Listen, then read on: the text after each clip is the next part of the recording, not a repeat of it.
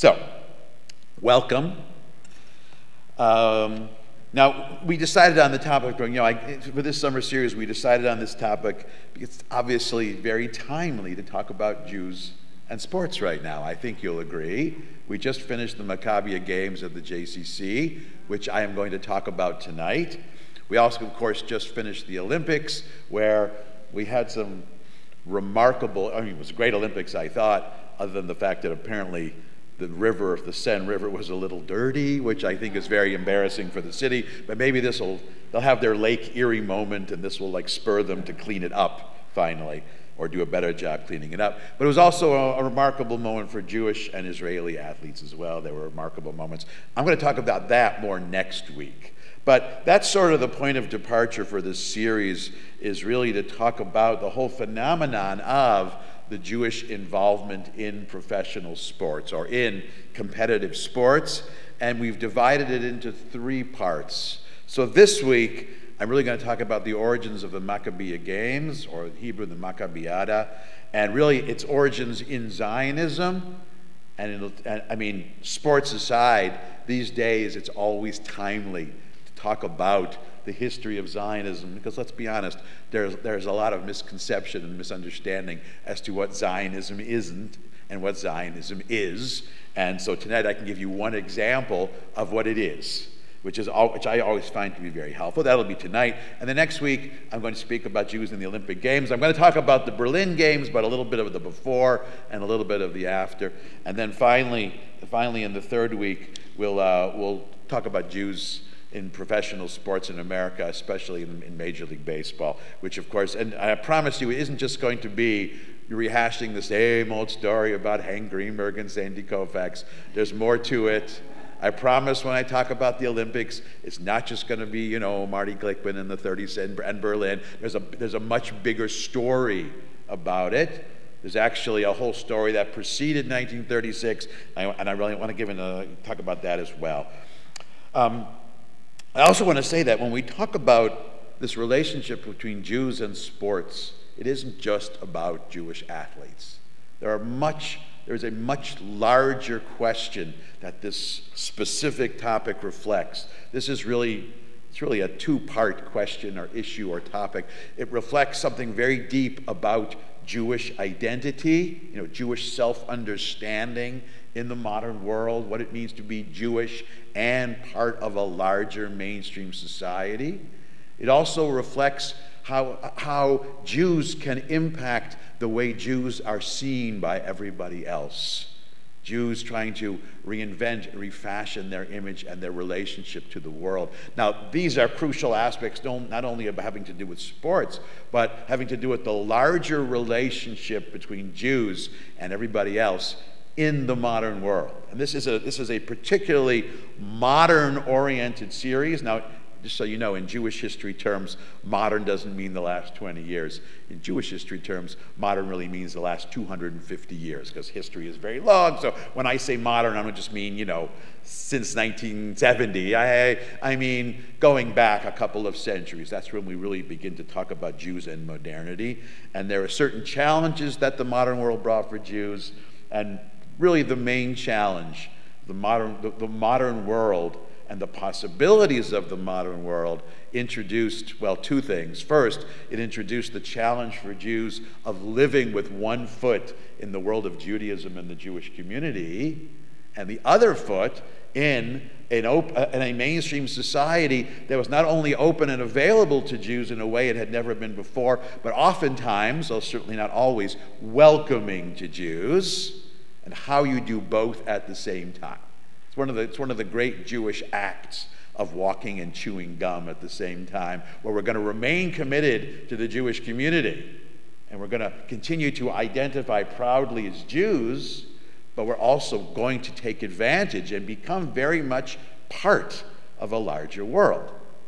Now, the other challenge, it's more of a 20th century challenge, is the challenge of, once there is an existence of the state of Israel, for Jews, there is this how to balance our deep connection to the state of Israel, to Israeli politics, to Israeli culture, to identify very closely and strongly with Israel, while being citizens of the diaspora. And believe it or not, the lens of Jews and sports is a good way to explore both of those questions, and that's what we're going to do. So let's dive in to our topic. That's the series sort of in general, an overview. Let's dive into what we're going to talk about. Tonight the topic is, and I hope everybody has a handout, the topic is Muscular Jews and the birth of the Maccabia Games. Now, muscular Jews as a phrase, this isn't just a descriptive phrase. Muscular Jews is a concept that was coined by one of the early founders of Zionism, whose name was Max Nordau. Nordau, I suppose it would be correct to describe him as Theodor Herzl's right-hand man. You know, the very, very beginning of Zionism, when Herzl became a Zionist, the vast majority of Zionists came from Eastern Europe. In fact, at the first Zionist Congress in 1897, when Zionism was about 15 years old, it was held in Basel, Switzerland, and Herzl and Nordau were the only Jews who attended who weren't from somewhere in Russia or the Pale of Settlement or Galicia. So they were the only two Jews from Central Europe who attended. And the two of them were really the beginnings of Zionism as a phenomenon and a movement extending its following and its impact from the world of the shtetl and the larger cities of Eastern Europe westward. And because of that, while they certainly weren't the only founders, they become very important because Herzl and Nordau, as we shall see, really put Zionism on the map, on the radar screen of a much larger world of Jews, especially, not just in terms of where they were. Most Jews who became Zionists in Eastern Europe grew up in that very traditional, old-fashioned world. But until Herzl and Nordau, Jews who were more modern, who were more assimilated, who were citizens as opposed to second-class subjects in Russia, tended not to be very interested in Zionism. And Herzl and Nordau created a language and a way, a vocabulary, and a set of ideas which made Zionism palatable to Jews eventually everywhere. They were very, very important. Now, Herzl is the more familiar story, obviously. We're all familiar with his picture. Nordau is less familiar, but in some ways he's just as important. And in fact, Nordau had a similar beginning, similar origins as Herzl. Let me tell you Nordau's story, and then I'm going to tell you this concept of muscular Jews he introduced and how that led to the Maccabia Games, or sort of inspired the Maccabia Games. Like Herzl, Nordau was born in Budapest. Well, technically, he was born before there was a city of Budapest. Budapest, as you know, and some of you may know, I really know, Budapest until 1873 was actually three separate cities. You know how there's Minneapolis, St. Paul, there was Manhattan and Brooklyn, which before these cities were amalgamated, there was Buda and there was Pest, and a third city called Óbuda, which means Old Buda. So Herzl was born in 1860 in Pest. Actually, if you've ever been to Budapest, there's that great big Dohány Street synagogue. Herzl lived next door, and that's where he grew up. Nordau was born 11 years earlier. He was 11 years older than Herzl. He was born on the Buda side of the river in 1849. He came from a more traditional Jewish family. Herzl came from a family that barely practiced Judaism at all. You know, Herzl lived 100 feet from one of the largest synagogues in the world and almost never went to shul. He lived next door to it. He lived in a neighborhood that was very Jewish, but he wasn't very religious. Although, you know, you live in a neighborhood like that, you still feel very Jewish. He lived in a neighborhood where most people were Jewish. It's like he grew up on Dexter. You could feel it there, but he wasn't a very religious person. Nordau was a bit more religious. He had a religious upbringing, and as a young adult, he grew tired of religion. He kind of abandoned it. So he would become what we would call an acculturated or an assimilated Jew. He studied medicine. He became a physician, and he practiced medicine for some time, but eventually, you know, his study of medicine led him to really what his real his real life career was, his real aspiration was to be a writer and to be an intellectual. It seems to me that he really became a doctor more for his parents, or I would say more specifically, he became a doctor more for his mother than he did for himself. And he was a capable physician, but eventually he left the medical practice to become an intellectual. He also left Buddha and made his way to Paris. So, like Herzl, he eventually lived in Paris. He lived in Paris longer. Now, until the 1890s, Nordau, being the very worldly Jew that he was, and with not much of a Jewish identity anymore, the things he wrote and thought about did not have anything specific to do with Judaism. What he wrote about, he became a critic, a social critic. Not a social critic of anything Jewish specifically, but a social critic of Western civilization, European culture, and especially, I became a critic of French society and French culture. Now, you should know, when Nordau was writing in the 1870s and the 1880s as a young man, French culture was the pinnacle of European culture. It wasn't the only European culture. You know, English people had their Shakespeare and their Byron, and Russians had Dostoevsky, and Germans had Schiller and whatever. Everyone had their writers. Italians had Dante. But French culture, that was the culture that everyone aspired to embrace. And I mean everyone, not only in Europe, but Paris was the city where people came from all over the world to study, to live, and hopefully to be accepted into French society, especially intellectuals from all over the world, and writers, and poets, and artists. Paris really was the center of culture. Now, Parisians still think they're the center of culture, and French people still, it hasn't been that way close to 100 years. Don't tell them I said that. But when Nordau was there, it really genuinely was. It was the pinnacle of high culture, and most people didn't see any flaws in it. The music, the food, the art, the street life, everything just seemed perfect. But there was this small circle of social critics, Max Nordau among them, who began to spot examples or spot signs of decadence and deterioration.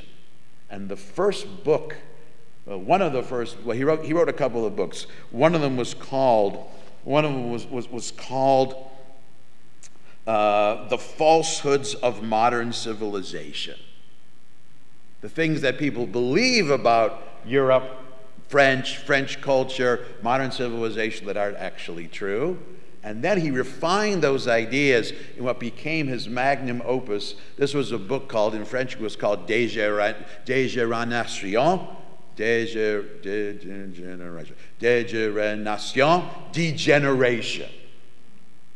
Now, he chose that title very specifically because in France and in French culture, there was a very deeply entrenched concept since the time of Voltaire and the Enlightenment called regeneration, régénération, which only the French could do, like no one else.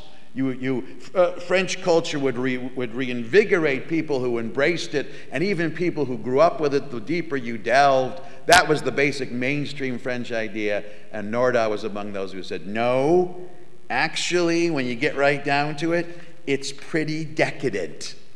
There's actually some serious problems with it. And, you know, I'll give you an example. I'll give you an example of one of the things he described. Now, in some ways, his critique of French culture was based on an earlier French critic whose name was Jean-Jacques Rousseau.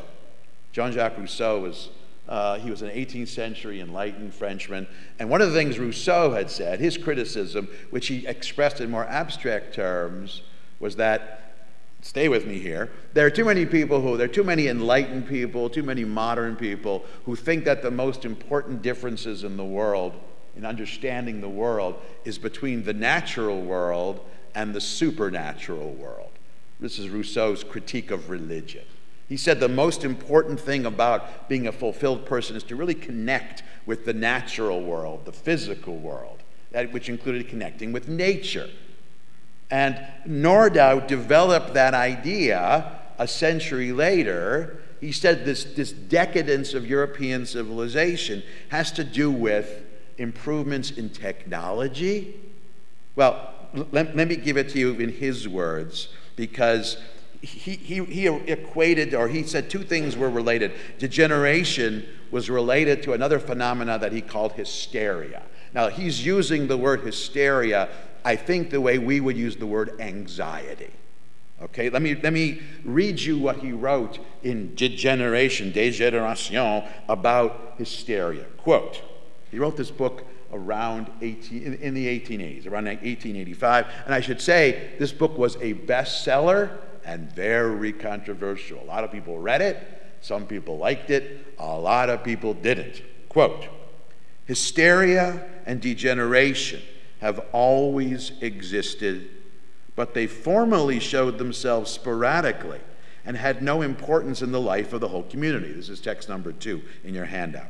It was only the vast fatigue which was experienced by the generation on which the multitudes of discoveries and innovations burst abruptly, imposing on it organic exigencies greatly surpassing its strength, which created favorable conditions under which these maladies could gain ground enormously and become a danger to civilization. In other words, degeneration, this phenomena of decadence, is a distinctly modern phenomena, he believed, which was growing out of distinctly modern developments. And what are these? He goes on to say, degenerates are not always criminals, anarchists, and pronounced lunatics.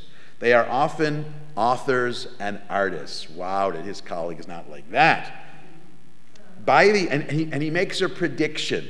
Remember, he's writing at the end of the 19th century. He makes this prediction 100 years later, and I think this is going to ring true, or I think it's going to resonate. He said, by the end of the 20th century, there will be a generation to whom it will not be injurious to read a dozen quire of newspapers daily, to be constantly called to the telephone, and to live half their time in a railway carriage or in a flying machine. Or if he had known there would be such a thing, he would have said a motor car. We spend so much time on the phone and in the car or in mechanized transport. And he said that was cutting people off from the natural world. He wrote that 130, 140 years ago. But he was living what he regarded as the beginnings of technology, especially in these rapid changes in communication and transportation. They were changing the way people were relating to each other and relating to the world. Now, most people, when they talked about improvements in technology, saw it in a very positive and utopian way, making the world smaller, a global economy. You can communicate with people around the world. And Nordau said that's true. But he said also, it's cutting us off from each other, because when you talk to someone on the telephone, as we know well today, it's not the same as talking face to face. Or if you read about some beautiful part of the world, a beautiful garden or a beautiful painting, but you don't actually take the time to go and see it, it's a very different experience. See, we're still talking about this kind of decadence. Nordau may have been the first to identify it. Now, what does this have anything to do with Jews, and why did this bring him closer to Zionism? Because he saw things like discrimination, racism, and yes, this new, in his time, new phenomenon of anti-Semitism, of racial anti-Semitism, as symptoms of this broader degeneration of European society. That's how he explained the fact that Jews have been told, be like everyone else and you will be accepted. And Jews were becoming like other people in France and other Western European countries, and there were still racists who were rejecting them. Nordau said this is not an isolated Jewish phenomena. It is a symptom of a much larger and deeper problem. And I think he's absolutely correct. I think he's absolutely correct. Now, this brought him, this was really the first step in his path to Zionism. Because remember, he was a Jew without much identity. He was much more concerned with criticizing and redeeming or rescuing, reviving Western culture. But in thinking about this degeneration, he said that Jews who are part of this modern world, in France or elsewhere, they are also experiencing a comparable decadence and degeneration. Modernity has eroded the Jewish psyche, the Jewish spirit, or the Jewish version of what the French called élan. And he said the Jews also need to be transformed. They need to reinvent their sense of Jewishness. Now, he didn't think that Jews should stop being Jewish. He just felt that Jews need a new way to be Jewish. I should say that also, he also saw an abundance of religion. And by that he really meant religious coercion and institutionalized religion, especially the church, but also the synagogue and also the mosque. An abundance of religion having too much effect placed constraints on people, which, whether or not it worked in the past, he couldn't say for sure because he wasn't there. But in the modern world, religion was having a negative effect, and it was having a negative effect on Jews too. Now, he actually came to Zionism right around the time that Herzl did. They were both journalists in Paris, and they were covering the Dreyfus affair. So you know that story with Herzl. He's assimilated, he sees Dreyfus, he sees that travesty in supposedly the most civilized country on earth. He'd be transformed into a Zionist. It's not as simple. Herzl was already thinking about it. It's a different story. But Nordau too. Herzl really began to muse in the direction of Zionism in 1892, and that's when he and Nordau got to know each other. They really came to Zionism together. Like I said, and Nordau was at the first Zionist Congress. Now, I should also say that this path to Zionism, being driven by anti-Semitism, it's significant not only with respect to the attitude towards Jews generally, but also more specifically to a broader attitude towards Jews and sports. Stereotypically, Jews were not seen as being very athletic. We know those stereotypes. Jews were bookish. Jews were, they were scholars, or they were accountants, or they were, bookkeepers, or things that were more cerebral and not physical. Here, I'm going to give you an example of an appraisal of Jews, actually a rather unflattering appraisal of Jews, written about a generation later, and then I'm going to tell you who said it. Okay? Well, actually, if you've already looked at your handout, I've already given away the plot. Okay, it was Henry Ford. This is how Henry Ford described the relationship between Jews and sports. This is text number 1. Jews are not sportsmen. This is not set down in complaint against them, but merely as analysis.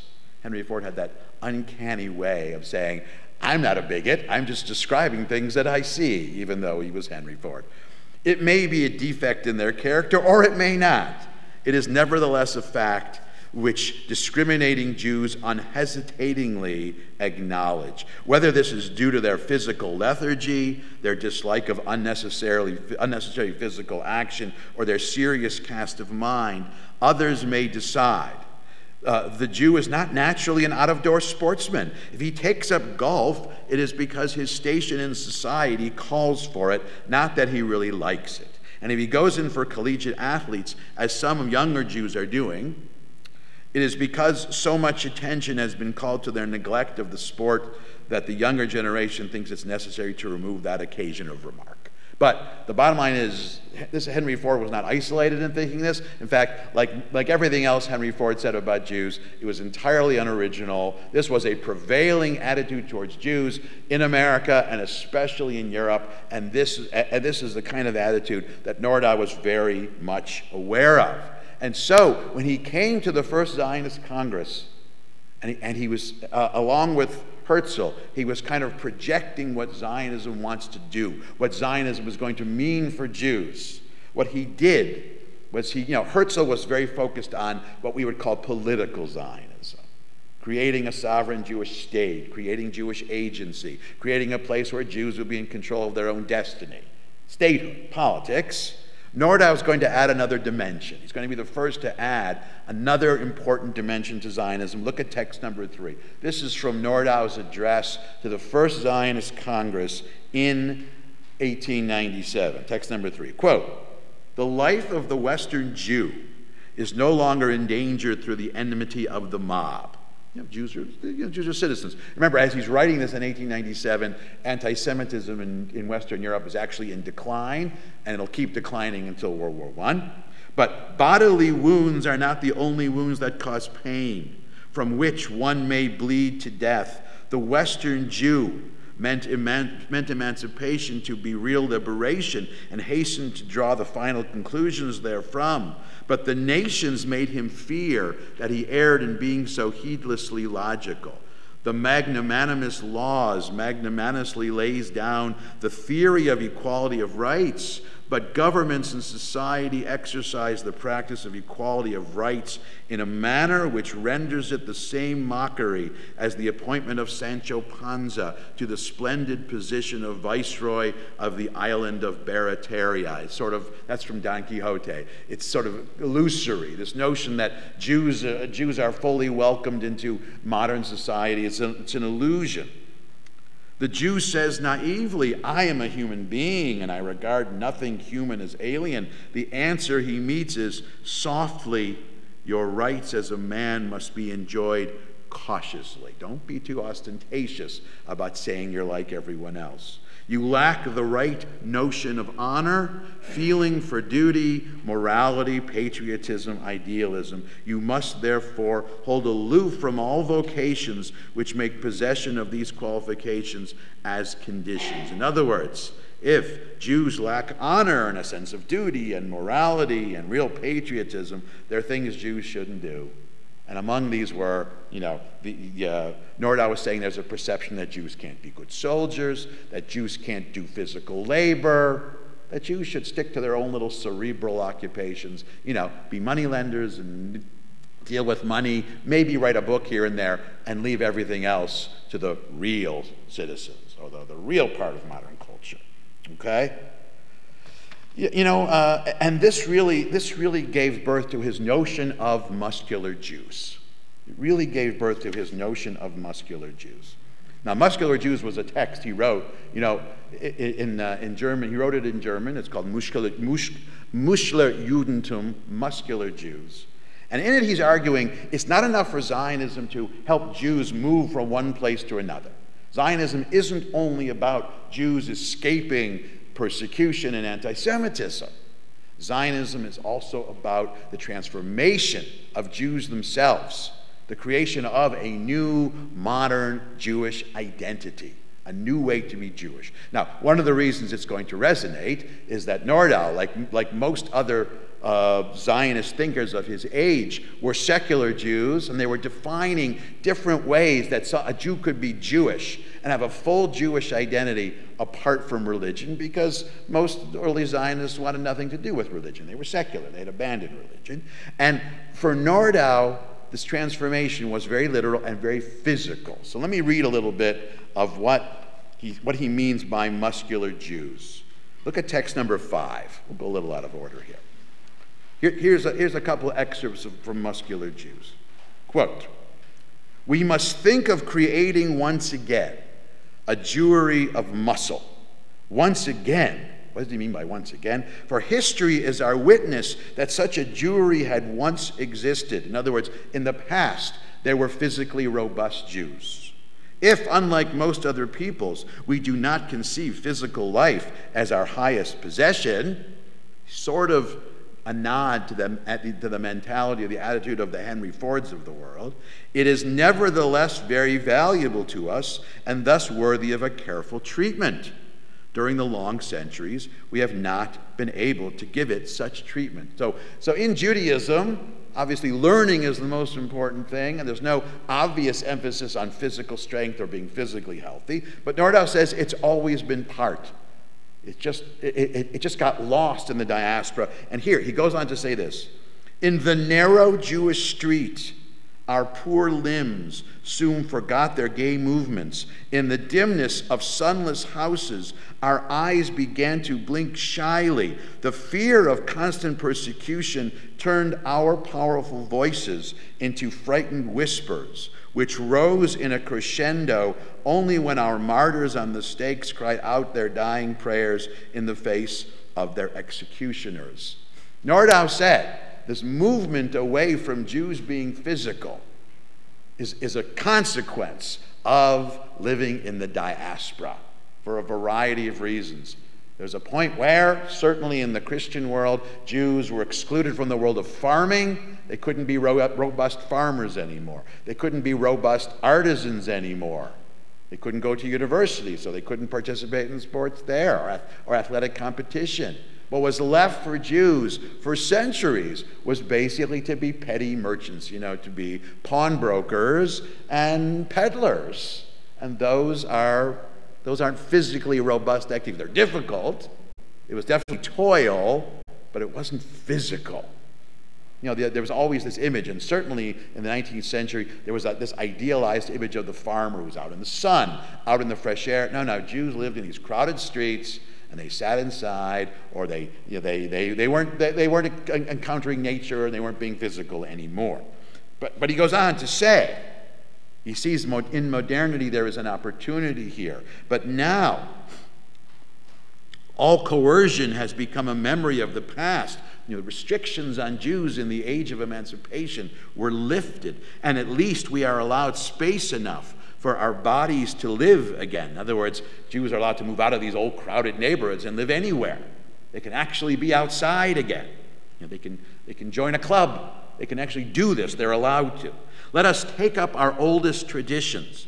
Let us once more become deep-chested, sturdy, sharp-eyed men. The desire of going back to a glorious past finds a strong expression in the name, and here he's going to allude to what he meant in very specific terms about this transformation. He wasn't only articulating it in abstract terms, he becomes very specific, and by very specific he meant for Jews really to heal themselves of the psychic wounds of living in the diaspora as this ostracized, persecuted minority. They have to actually begin to become more physical, and he wanted Jews to organize sports clubs. So he says, the desire of going back to a glorious past finds a strong expression in the name which the Jewish Gymnastic Club, which was really the first Jewish sports club organized in Europe, has chosen for itself. It was called Bar Kokhba. Now, if you don't, I'll tell you who Bar Kokhba was in case you don't know. In the 2nd century CE, in the 130s CE, there was the last Jewish revolt against Rome, led by Shimon Bar Kokhba. And when it was defeated, this is the last time until the modern world where Jews engaged in some sort of armed, active military revolt. And so Bar Kokhba became a symbol, not only for Nordau, but I think in Jewish history generally. Bar Kokhba becomes this symbolic last time that Jews were physical. After Bar Kokhba, everything becomes more passive, everything becomes more cerebral. Jews don't rise in revolt anymore. They try to, they make backdoor deals. They use diplomacy and that kind of stuff. So Bar Kokhba was the last time, and Nordau says it's appropriate for the first Jewish sports club to be called Bar Kokhba, and that is what it was called. It was founded in 1895, this Jewish gymnastics club. It was founded in Berlin. It was also founded in Istanbul. And it did just what you would imagine. It brought young Jews together, Jewish boys really, to teach them gymnastics and to become gymnasts. Now, it wasn't just a love of gymnastics per se, but gymnastics was regarded as that sport activity, that physical activity, which made the body the strongest, the most agile, with the most endurance. And this is really the beginning of it. And Nordau is no surprise. Bar Kokhba was a hero who refused to know defeat. To evoke the name of Bar Kokhba is an unmistakable sign of ambition, but ambition is well suited for gymnasts. striving for perfection. In other words, this isn't just about becoming good at sports. Jews becoming more physically fit will give Jews more confidence and will enable Jews to respond more confidently to discrimination and anti-Semitism. And he sees this two ways. One of the things he says, our poor limbs forgot their movements. He said one of the reasons Jews get picked on is because they're timid, stereotypically, even if it's not actually true. People pick on Jews because they know they're not going to fight back. And it means, really, if you want to put it in sort of colloquial terms, he said Jews get picked on because they don't know how to stand up to bullies. But Jewish gymnasts will stand up to the bullies. And this is going to become not only a program of sports, this is going to become a cardinal principle of Zionism. So that political sense of agency by having an independent Jewish state is going to be complemented by Jews with a new outlook who aren't afraid to defend themselves, not only with words or not only with, negotiations, but also physically willing to fight back.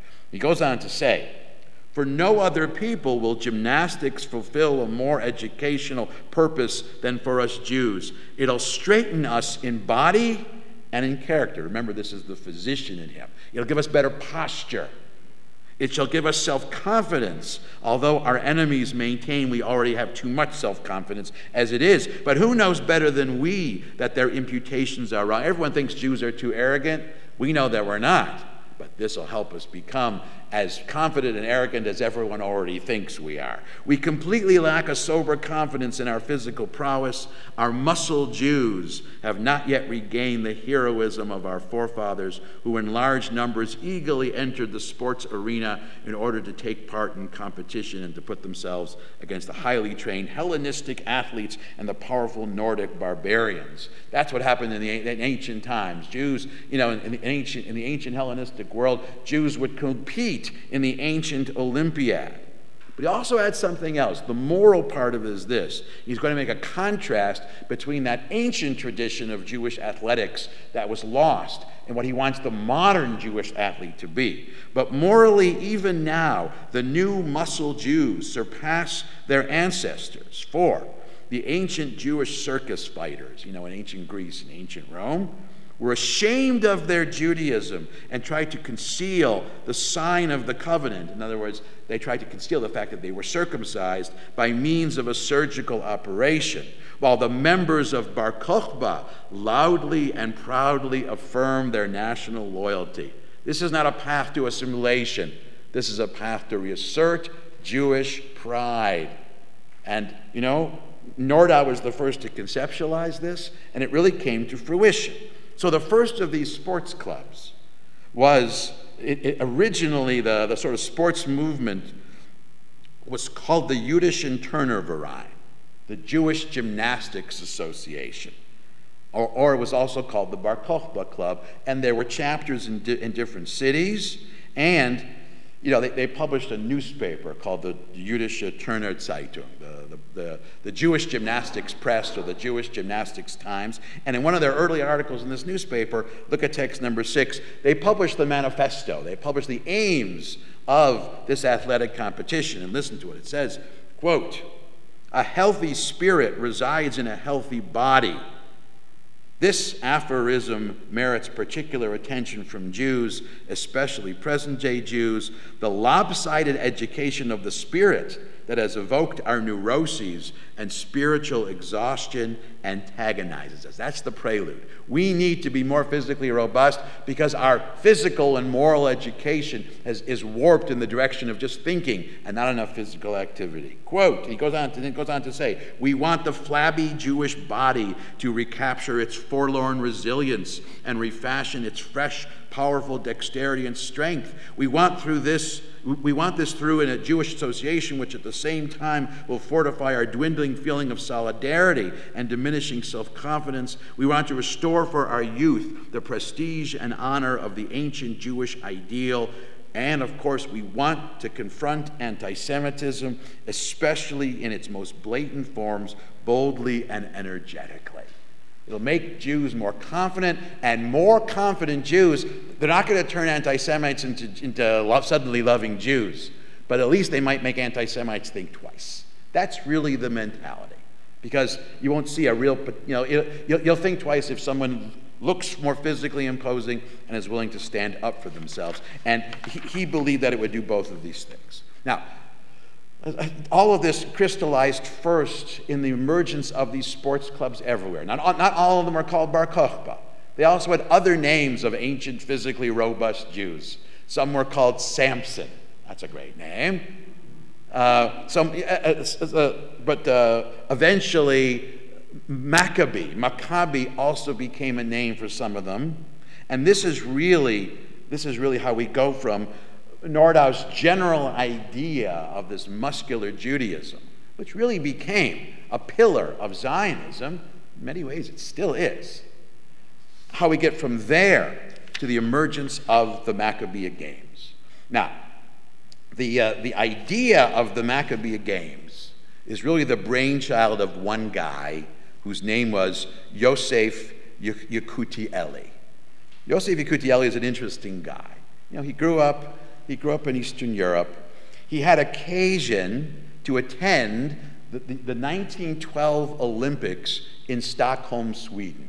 He was there, he watched it, and he noticed something very interesting. He said, there are a lot of Jewish athletes competing in the 1912 Olympics, some of which I'll talk about next week. But what he didn't see was any attention or any note of seeing all of these Jewish athletes as some sort of singular phenomena. They competed on behalf of their countries, but they really weren't even identified as Jews. So he was aware of it, but most people were not. And eventually, after he fought in the First World War, at the conclusion of the First World War in 1918, he approached what really was becoming the major Zionist organization dealing with sports and athletics within the Zionist movement, which was called the Maccabia World Union. This is basically this umbrella organization that helped these sports clubs, well, first of all, compete against one another, these Jewish sports clubs, but also coordinate, learn from each other. And he presented this proposal about having parallel to the Olympics, or apart from the Olympics, to have a Jewish Olympics. Let's bring all these Jewish athletes together. Now, really for two reasons. So first of all, that Jews can see each other competing. It can be something Jewish, but also to really show off the fact that what Nordau said almost a generation earlier by this point, 15 or 20 years earlier, was really coming to fruition. It's not just one sports club here or one sports club there. The phenomenon of the Jewish athlete, not just the Jewish athlete, but the accomplished and excelling Jewish athlete, was becoming more and more widespread. Now, it took him some time to get this off the ground, because the truth of the matter is, for a variety of reasons, there just weren't many takers right away. And basically through the 1920s, it was tough to get it going for a lot of reasons. The 1920s was a period of dislocation. The 1920s, there was a lot of chaos in Europe especially. It was really difficult to get anything done. But in 1928, he approached the director of the JNF, the Jewish National Fund, whose name was Menachem Usishkin, basically approached him with this idea, and this is the first time that this idea got some traction.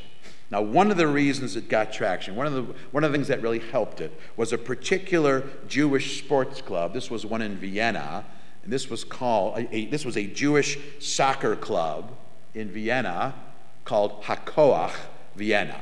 Hakoach means the strength or the power. Hakoach Vienna, it was founded in Vienna by two Viennese Jews, whose I meant to put their pictures on. Maybe I'll put them on next week. One name was Fritz Lohner. Actually, he was a librettist for cabaret shows. And the other was Ignaz Kerner, who was a dentist. They were soccer players in their spare time, and they were seen as basically managing to master the Jewish aim of being educated and accomplished, and successful while being excellent athletes at the same time. They were the paradigm of what Nordau had aspired to and these Jewish sports clubs tried to accomplish. And Hakoach Vienna wasn't just a Jewish soccer team, it was one of the best soccer teams anywhere in Europe. These were Jewish soccer players who were touring around Europe, beating all these teams that were made up of soccer players that were not Jewish. And remember, this is Europe.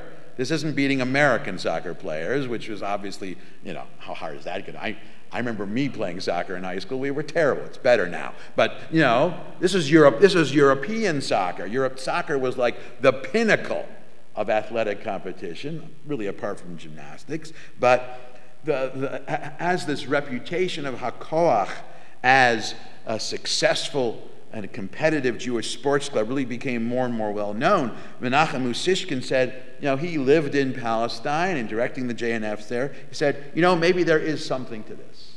Now, it took a couple of more years, mainly because the depression that began in 1929, there's a lot of dislocation. But the first Maccabia games were organized in Israel in March of 1932.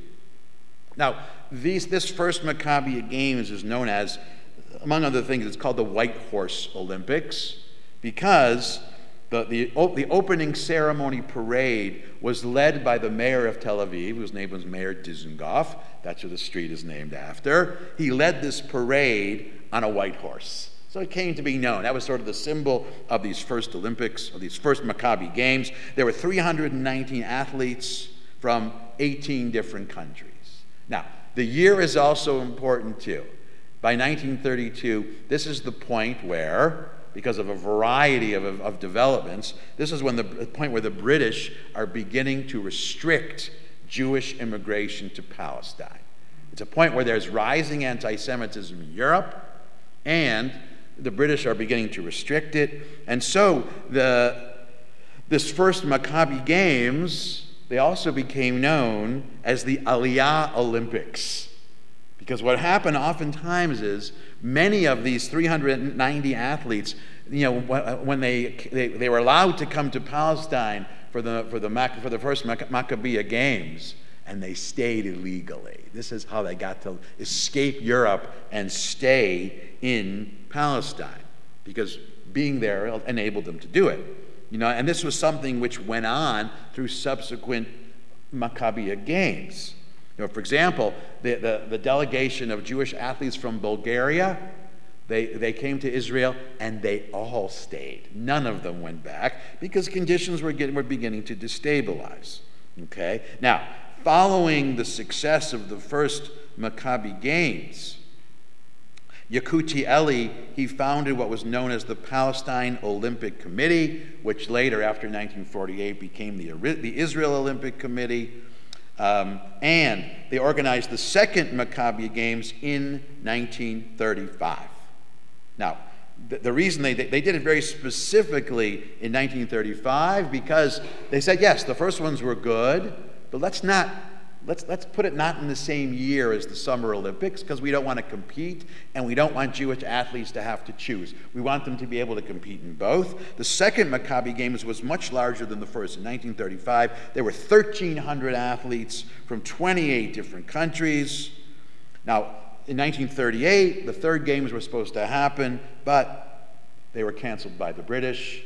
For reasons you can already gather, they were concerned about illegal Jewish immigration, so they canceled the Maccabi Games. Now, and then the next year the war broke out, and there was a decade of tumult.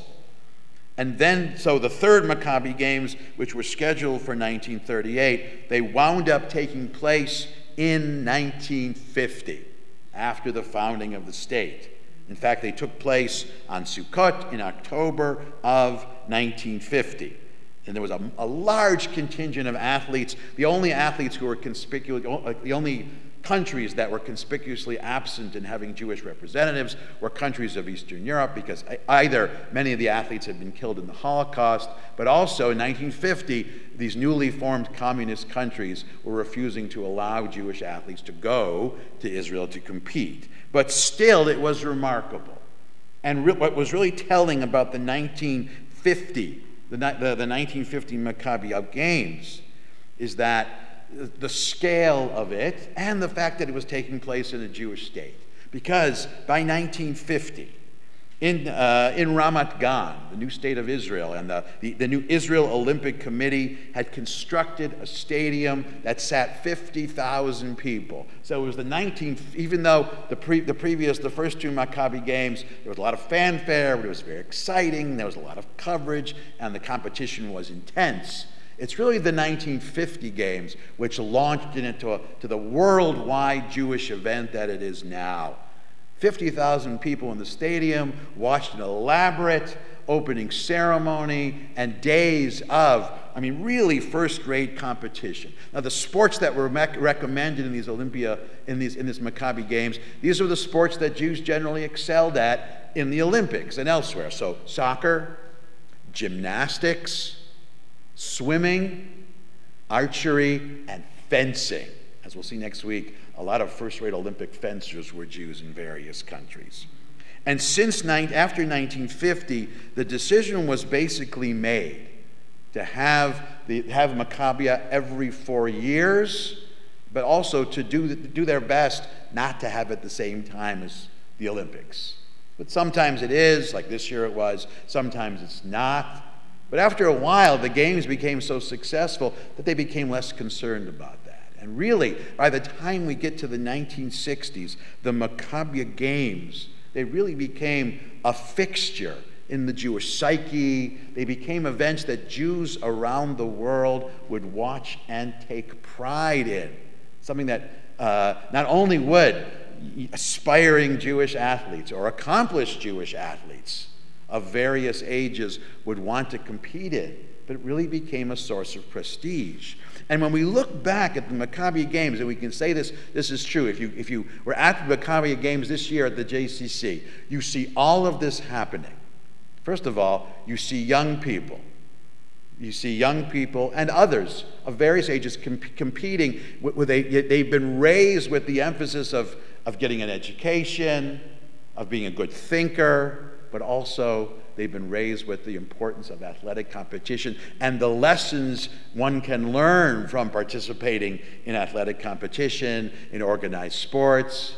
And so I think by the time we get to the 21st century, the phenomenon of the Jewish athlete became less exotic. It was something far more mainstream. It's not as unusual for young Jewish boys and girls now to excel in sports. But really, in many ways, it's really propelled into the future by these Maccabi Games. And so what we have in these games is really the realization of what Nordau wanted to do, what he envisioned. Not just athletic competition for Jews, not just a Jewish version of the Olympics, but also a mechanism and a way to reinvent, to transform Jews into people who are more confident, people who are proudly Jewish, people who will have qualities that will enable them to really stand up to the challenges of the modern age. I'm going to end with this sort of thought that I had about this, because I do I work on a university campus, and things on campuses have gotten very difficult for Jewish students, and I just wonder what Nordau would want us to do right now, or Nordau's mentality would want us to do right now. And, there is this notion that, especially the campuses that have gotten really bad, maybe we should send the children someplace else. And Nordau would have said the exact opposite. He would have been a stand-your-ground guy. But he wouldn't have expected the students to do that. He understood. Young people are young people. It's the Jewish community as a whole that has to create the organizations and the support for Jewish students on campus to be able to stay there. I think Nordau would have appreciated the fact that Jews worked very hard to be admitted to certain universities. And yes, there are these intense challenges right now. But he said the old diaspora Jews, the weak, timid ones, would turn and flee. But what Nordau and what his whole notion of muscular Judaism would want Jews to do is have the confidence to stay and stand up. And I have to say, my own students My own Jewish students at Wayne State, you would be very proud to know that they stand up. At Wayne, they're outnumbered. But you can see the mentality of Nordau. You can see the willingness. Parents tend to be more concerned and panicky. Kids, they stand up. I think in many ways, Nordau would be proud of our students on college campuses. I think that's a good place to pause. Thank you very much for listening. We do have time for some questions, if anybody has any questions. Yeah.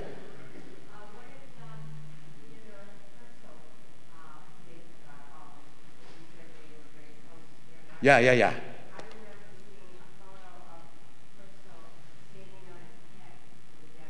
Great question. The question was, what did Herzl think about all of this?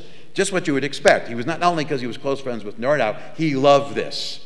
The one thing about Herzl is, I think, he never actually said it, but you get a sense he says, I can't believe I didn't think of that first. Herzl had let's say Herzl was not lacking in self-esteem. He really saw himself as the leader of the movement on a grand white horse. And he was glad that Nordau did it, but he fully agreed with it and he fully endorsed it. And yes, Herzl himself was an accomplished fencer and studied gymnastics. He grew up in Vienna. In fact, Herzl's own path to Zionism had to do with fencing. Before Herzl became a Zionist, before he embraced Zionism, he was trying to figure out a way to, well, in his words, how do we solve the Jewish question? How do we do away with anti-Semitism? And Zionism was his third idea. His second idea was, where he first encountered anti-Semitism, Herzl, because he grew up in Budapest where there really wasn't any anti-Semitism. He really didn't encounter anti-Semitism until he was 17, living in Vienna.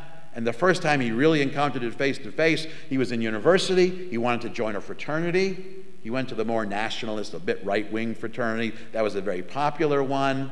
And one of the things that fraternity boys did in those days, well, like today, they drank a ton of beer. But the other thing they did was they dueled with swords.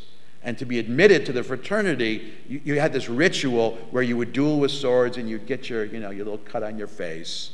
But there was a rule in Vienna at the turn of the 20th century that only people of honor were allowed to duel. And certain people had honor and certain people didn't. Aristocrats had honor.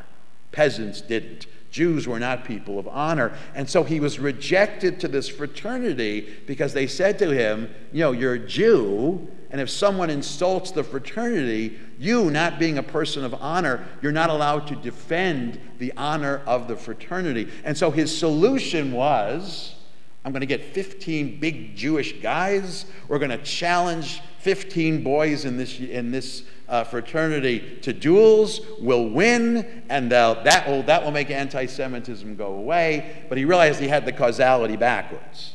It wasn't that Jews couldn't duel. It wasn't that Jews lacked honor because they couldn't duel. They couldn't duel because they lacked honor. So that was a sort of Nordau-ish or proto-Nordau-ish solution he came up with, fencing as a way to prove the worthiness of the Jews. Then he discarded that idea, and then he went to Zionism. Zionism was his solution number 3. Yeah, Al. I don't think American Jewish professional boxers were reading Nordau. Right. But between 1910 and 1940, the sport was almost dominant. I think 1/3 of Jewish professional boxers were Jewish. Over 20 world champions were Jewish.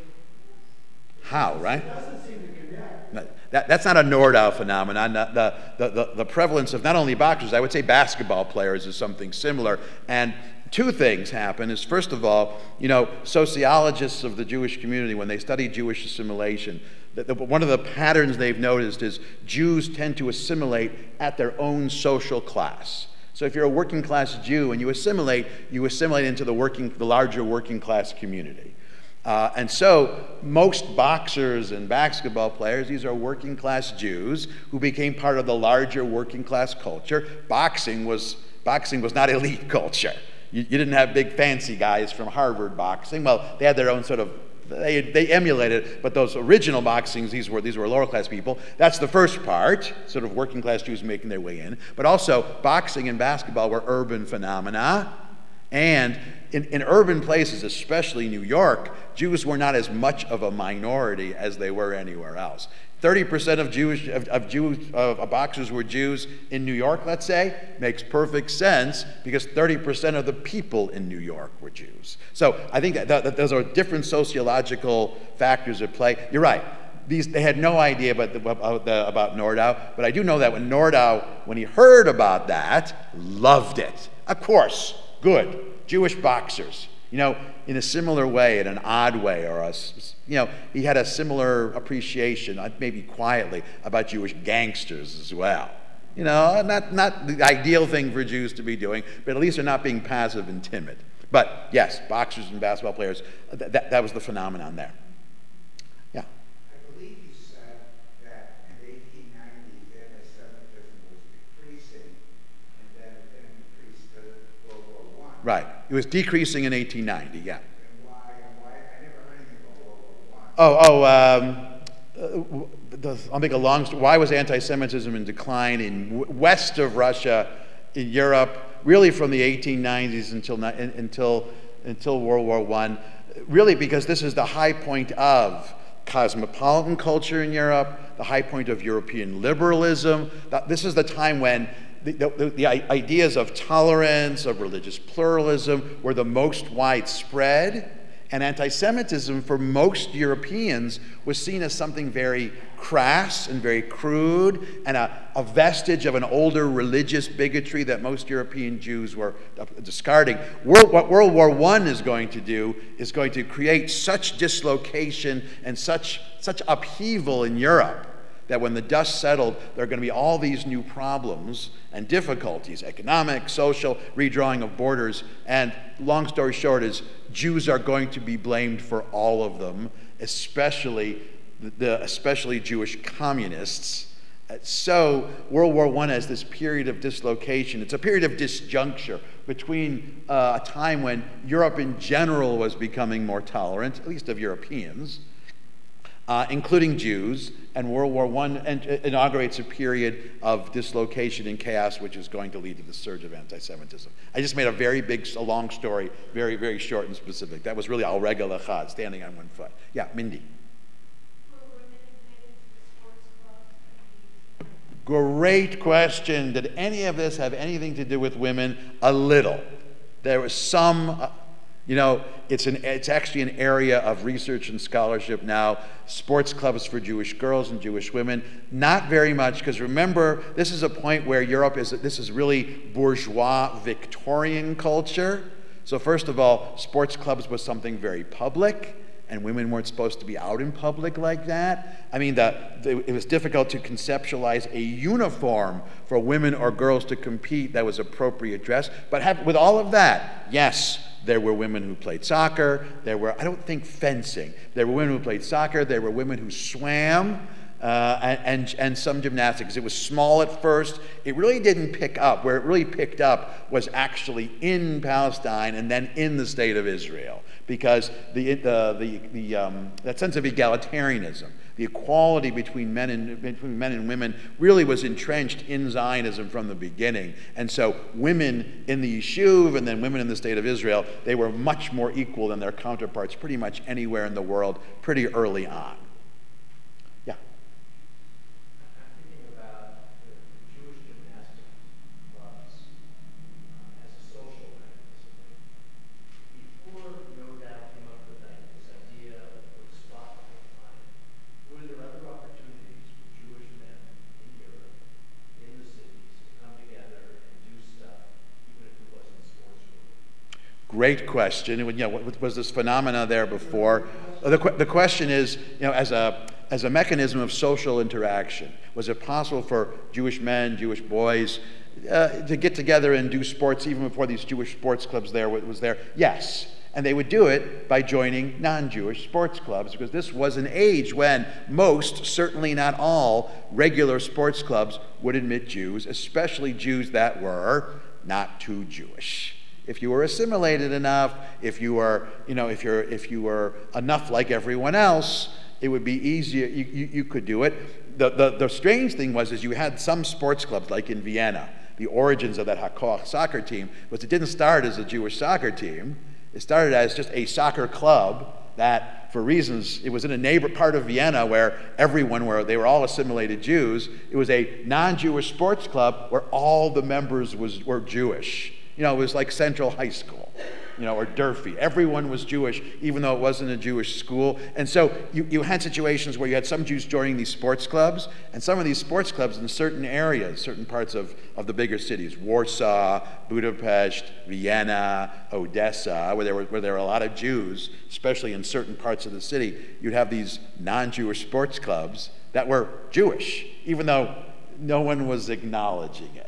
Like if you would ask one of these Jewish athletes, are you in a Jewish? No, I'm in this whatever, you know, named after famous European or Teutonic hero sports club, but they wouldn't say it was Jewish. What Nordau introduced is that it isn't just doing sports, it has to be very self-consciously and proudly Jewish. So Hakoach, by virtue of the fact that they called their sports club Hakoach, it was a Jewish name, they wanted everyone to know.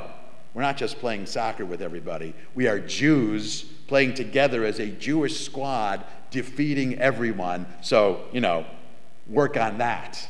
You know, digest that, people, and especially anti-Semites. But yeah, that was the mechanism there.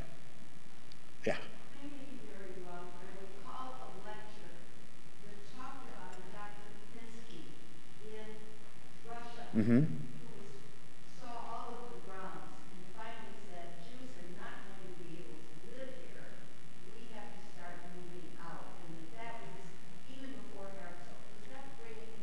I think you're talking about Pinsker, Leo Pinsker. You know, he really was the first Zionist. In 1882, in the aftermath of the pogroms, Leo Pinsker, or Lev Pinsker, he wrote a treatise called Auto-Emancipation, where he said, just as you say, that conditions for Jews in the diaspora, for a variety of reasons, are inherently unstable, even in light of the fact that there are Jewish communities who are emancipated. And he was the first to say that what Jews really need to do is to take charge of their own destiny. One of the directions that led to was Zionism. Now, he also is the sort of the father or the originator of diaspora forms of Jewish nationalism too. But what Pinsker was really saying is Jews have to stop pretending that they're just citizens of the Jewish persuasion. They have to re-embrace this notion of people. But that was 1882. That's really when Zionism begins. He was a Zionist 15 years before Herzl. But everything he said about, he nailed it on the head in 1882. I think I have time for one more question. Yeah. So you mentioned, we had the Maccabia games here, there were a lot of kids here. You mentioned that in 1960, there was this big Maccabia. 1950. 1950. Yeah, right after the founding of the state, yeah. We still have the big Maccabia games. I've not heard of it, since with adults. Oh. I was actually under the impression that there are Maccabia games, especially when it's in Israel, that it isn't just kids. I always assumed it was. I mean, it was for a while. I think the emphasis became more and more on kids because there were more and more kids competing. But there are older divisions of Maccabi, right? That's what I didn't even look it up. I just sort of assumed that was the case. But I think you're right, is that as time went on, and certainly by the time we get to the 21st century, the emphasis isn't just a tool of Jewish pride, it's a way to connect younger people to a stronger sense of Jewish identity. In other words, the concern for an eroding Jewish identity among young people, probably since the 80s or the 90s, really began to overtake a broader concern of diminishing Jewish identity. It became a, let's make sure the next generation is proud too. I think the Maccabi games later took on that mentality as well. So there was the emphasis. All right, so next week we're going to turn to talk more specifically about Jewish participation in the Olympic Games. That we'll turn to next week. Thank you, everybody.